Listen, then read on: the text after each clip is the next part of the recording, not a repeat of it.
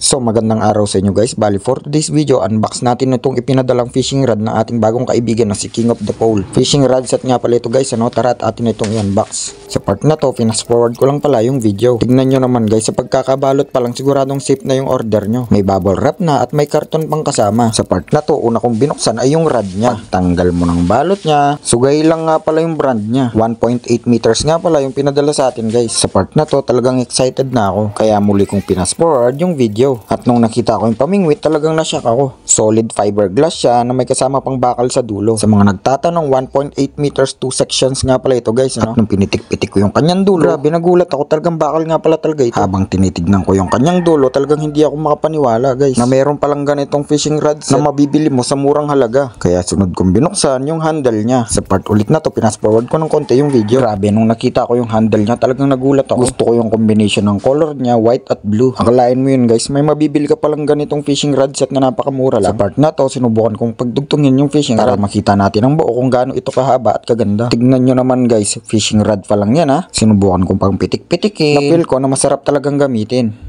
Sunod naman nating buksan ay yung mga kasama niyang laman. Dito ay meron nga pala siyang fishing line na sugay lang din yung tatak. 100 meters nga pala yung haba nito. Sunod ko namang binuksan itong mga accessories niya. Fast forward natin ng konti yung video. Una kong kinuha yung floater niya. Guys, kasama nga pala ito sa set. Kaya pag bumili ka nito, talagang gagamitin mo na lang. Sunod ko namang tinignan yung kanyang pamain. Sunod yung set ng stopper at hook.